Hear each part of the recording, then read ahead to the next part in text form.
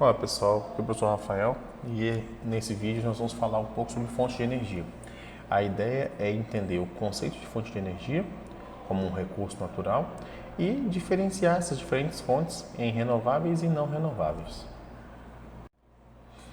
Então, como eu adiantei no slide anterior, as fontes de energia, pelo menos o conceito que nós vamos utilizar nesse momento, é reconhecê-las como recursos naturais. Então, qualquer recurso natural que seja utilizado para fornecer energia, qualquer que seja o tipo de energia, nós vamos chamar de uma fonte de energia. Então, essas fontes, assim como os recursos naturais, podem ser classificadas de acordo com a capacidade que o ambiente tem de os repor.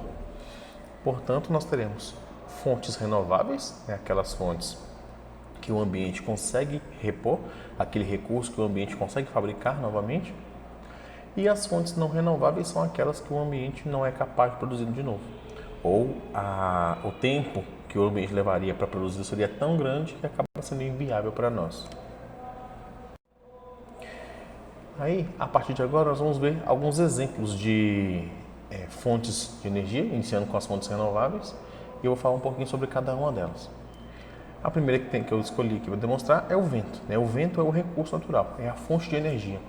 E essa energia que ele fornece é conhecida como energia eólica. É a energia do movimento do ar. É um tipo de energia cinética. O vento, o ar se movendo, move as pás desses moinhos, dessas torres de captação de energia eólica. O movimento dessas pás gera uma corrente elétrica que é utilizada para a alimentação das casas. Então é um recurso renovável, facilmente renovável. O vento ocorre sempre. A iluminação que a Terra recebe do Sol, a luz do Sol, aquece as superfícies e cria ventos. Existem pontos no planeta em que o vento é constante e forte. Então esses pontos podem ser utilizados para a geração de eletricidade com esses moinhos. O único inconveniente é que essas estruturas são grandes, então elas acabam modificando a paisagem pela presença delas. Mas é um mal menor do que o consumo de um recurso não renovável para gerar eletricidade. Aqui na outra imagem nós temos um outro recurso que é a luz solar. Então o Sol ilumina a Terra, no nosso caso, que nós moramos próximo à linha do Equador, a iluminação ao longo do ano ela é constante, então nós temos um período regular de luz, não oscila tanto. Quem mora mais próximo dos polos vai ter uma variação maior de iluminação ao longo do ano. Quem mora nas regiões mais centrais tem uma iluminação mais regular, tem um tamanho mais ou menos padrão da duração do dia e da noite, como nós já vimos em aulas anteriores. E aí, essa energia que o Sol fornece, essa luz, pode ser usada como um recurso para a fonte de energia. Nós já conseguimos produzir equipamentos, temos uma tecnologia que é capaz de aproveitar essa energia, transformar essa luz em eletricidade. E essa eletricidade pode ser usada para alimentar as casas. Então, o próprio telhado da casa que fica exposto à luz do sol pode ser equipado com telhas com placas fotovoltaicas, telhas que conseguem transformar a luz em eletricidade. E esse telhado vai alimentar a casa diretamente ou vai, na maioria das vezes, alimentar uma bateria. Então, a energia é passada para uma bateria que armazena essa eletricidade durante o dia e aí à noite a casa utiliza a bateria que armazenou a energia ao longo do dia. E nesses casos, é sempre bom ter uma rede auxiliar. Então, uma pessoa que utiliza a eletricidade, a luz solar como fonte de eletricidade, vai ter uma redução no seu consumo de energia vinda de outras fontes. Infelizmente, nossa tecnologia para absorção de luz, para transformar em eletricidade, ela não é tão boa a ponto de deixar essa casa totalmente independente da rede externa. O que dá para fazer é reduzir bastante o consumo, e isso já é muito bom. Outras fontes de energia são energias de movimento da água. Então, aqui no Brasil, nós temos muitos rios e nosso relevo é formado por uma boa parte, talvez a maior parte, agora não tenho certeza, de planaltos, então terrenos altos, e isso facilita a construção de barragens. E ao construir a barragem, você cria um lago com uma represa que vai utilizar o movimento dessa água passando pela represa para gerar eletricidade. É o que nós chamamos de energia hidroelétrica, ou hidrelétrica diretamente. E a usina que a produz, usina hidrelétrica. É uma maneira de produzir eletricidade a partir do movimento da água, que não gera gases de efeito estufa, mas gera um grande impacto ambiental por conta das represas, que alagam uma grande área e isso causa prejuízos para todos que moravam naquela região que foi alagada. Tem muita pessoa que acaba perdendo sua moradia, muitos animais morrem, né, ou perdem seu habitat natural, muitas plantas são extintas também por conta desses alagamentos, desses lagos, para gerar eletricidade. Então ela não causa efeito estufa, mas é uma fonte de energia que gera muito impacto ambiental. Uma outra alternativa que não é muito usada no Brasil, mas o Brasil tem um grande potencial para usá-la, eu já até comentei em outros vídeos, é o movimento da água do mar. Então a energia chamada de maré motriz, ou numa tradução um pouco estranha, energia tidal, né, de tides, que é maré em inglês. O movimento das marés, que é constante, ele é utilizado para gerar eletricidade, assim como a água do rio, ao passar pela barragem, movimenta a hélice da usina e gera eletricidade. Essas mesmas hélices podem ser acopladas, né, adaptadas para utilizar o movimento da maré. A maré subindo ou descendo vai mover essas hélices e vai gerar eletricidade. Esse tipo de usina de produção de eletricidade no mar tem alguns inconvenientes, né? Não é tão simples assim, porque a água do mar tem muito sal, então o sal é muito corrosivo, então isso vai exigir uma manutenção maior dessas hélices, maior do que ocorre na usina hidrelétrica, que utiliza água doce. E também os animais que vivem no mar, muitos animais invertebrados e outros seres vivos vão grudando nessas estruturas mergulhadas. Isso vai as danificando mais rapidamente. Então, ela exige uma manutenção maior, isso gera um custo maior também. Mas você pode reduzir esses custos em quantidade, né? Então, usar uma grande área, uma grande extensão de oceano, você consegue gerar uma grande quantidade de energia que vai compensar o custo.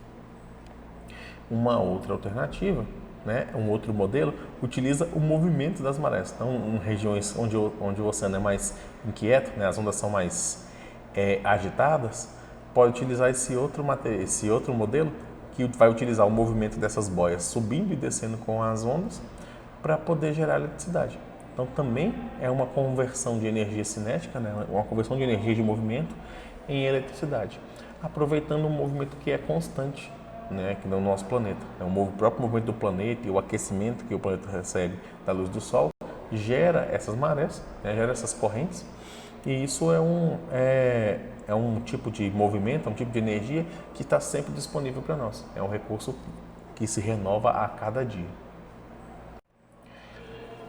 Para finalizar as fontes de energia renováveis, temos a energia geotérmica, que é a energia que vem da Terra, né, das camadas inferiores da Terra. Então você abre um espaço, abre um buraco no chão, quanto mais fundo ele for, mais quente o solo, né, a Terra estará. Então utilizar esse calor, essa temperatura alta das camadas mais internas da Terra, para transformar essa energia térmica em energia elétrica. Isso também é um recurso muito útil, apesar de não ser exatamente um recurso renovável, porque depois que a Terra esfriar, ela não vai esquentar novamente, mas essa temperatura que existe, essa energia térmica que existe dentro da Terra é tão grande que nós podemos utilizá-la durante milhares de anos sem que ofereça nenhum tipo de descontrole, nenhum tipo de descompensamento para a estrutura da Terra. Então, aqui no caso, esse modelo está usando a energia geotérmica para aquecer a água vira vapor, movimenta o gerador de eletricidade aqui. Esse gerador já tem um condensador também, que o vapor volta a ser a água, passa por um resfriador e começa tudo de novo, né? Então, nós temos uma estrutura um pouco maior para gerar eletricidade a partir do aquecimento da Terra, né? da camada interna da Terra. Da camada interna da Terra. Desculpa. E para finalizar, né, o que nós chamamos de biomassa ou biocombustíveis. Biomassa é a massa, é material que vem de seres vivos. na maioria das vezes, de plantas. Então, as plantas, elas retiram o gás carbônico do ar pela fotossíntese e transformam o carbono do gás carbônico em outros produtos feitos de carbono. E os produtos feitos de carbono têm como sua característica a facilidade de combustão. Eles queimam, então eles armazenam energia nas suas ligações químicas e liberam essa energia na forma de combustão, na forma de fogo. Então esse carbono armazenado nas plantas, que veio do gás carbônico do ar, pode ser transformado em diferentes produtos combustíveis e esse combustível pode ser usado para gerar eletricidade, para alimentar o motor dos carros, no caso dos biocombustíveis, e para gerar outros tipos de energia também. Com a vantagem de que, no final das contas, não vai gerar um aumento do aquecimento global, um aumento da quantidade de gás carbônico, né, de gases de efeito estufa no ar. Porque todo o carbono utilizado, né, na biomassa é carbono que veio do ar. Então ele está sendo tirado do ar pelas plantas e devolvido após o consumo. E se você mantém a quantidade de plantas, refloresta a região onde foi colhida essas plantas para poder gerar o biocombustível, se você planta novamente, essas plantas ao crescerem vão retirar o carbono de novo. Então esse carbono que é devolvido ao ambiente quando um biocombustível é queimado, ele é coletado de novo pelas plantas. Então você acaba mantendo constante a quantidade de gás carbônico no ar, né? Não gera um impacto a longo prazo. E é, claro, um recurso renovável, porque nós sempre podemos plantar de novo, né? As nossas plantas deixam sementes que podem ser semeadas e novas plantas surgirem. Então, é um recurso que o ambiente consegue repor para nós. Para finalizar, agora fontes não renováveis. A primeira, né, e mais comum é a dos combustíveis fósseis, que vai gerar uma energia, quando eles são utilizados para gerar eletricidade, a energia produzida é chamada de energia termoelétrica.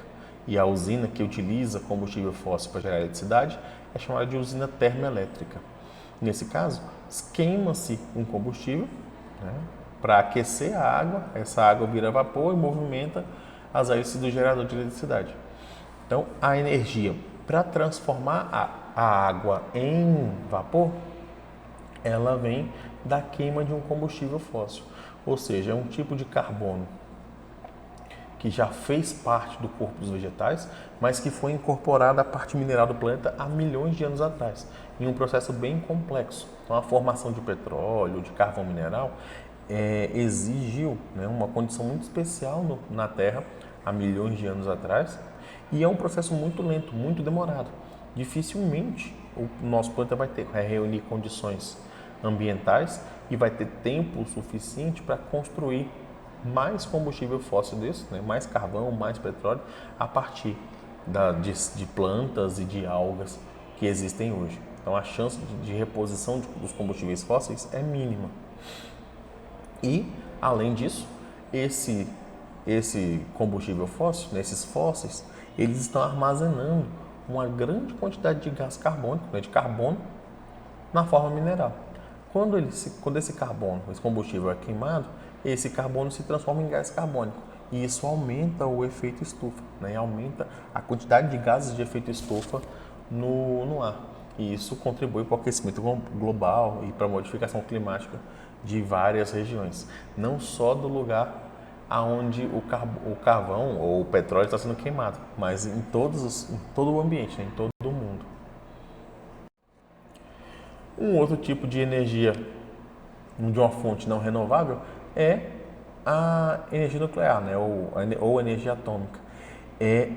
Os elementos químicos, elementos radioativos, né, que emitem energia.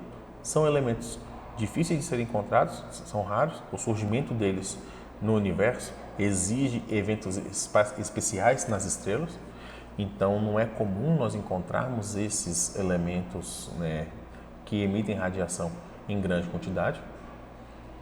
E esse tipo de energia, apesar de ser uma energia limpa quando se pensa em emissão de gases de efeito estufa, é um tipo de energia muito perigosa, porque os resíduos que ela gera, né, a utilização de elementos radioativos em uma usina gera resíduos tóxicos, resíduos radioativos muito danosos, muito perigosos para todos os seres vivos. Essa radiação ela pode modificar o DNA dos seres vivos, causando mutações que podem levar a cânceres e outras doenças. Então, apesar de ser um tipo de usina muito bem elaborada, né? O projeto delas é sempre muito bem feito, sempre existe a chance de acidentes. E um acidente em uma usina nuclear, ele é muito perigoso para todo mundo, não só para quem mora ali próximo. Dependendo da intensidade do acidente, da quantidade de radiação que foi eliminada no ambiente, ela pode se espalhar por todo mundo, né? E todo o planeta sofrer efeitos com relação a isso. Então é um tipo de energia caro, porque a tecnologia necessária para construir uma usina dessa é muito grande. A obtenção desses minérios radioativos também não é simples, não é todo lugar que tem, então acaba sendo um processo muito caro, que tem como seu único ponto positivo a não emissão de gases de estufa, gases de efeito estufa. Mas todos os outros riscos são muito grandes. Então, assim, na minha opinião, deveria ser o último tipo de recurso a ser utilizado para gerar eletricidade. Bom, pessoal, então era isso que eu tinha para apresentar para vocês hoje. Espero que vocês tenham gostado, espero que tenha sido útil o vídeo. Muito obrigado pela atenção de vocês e até o próximo.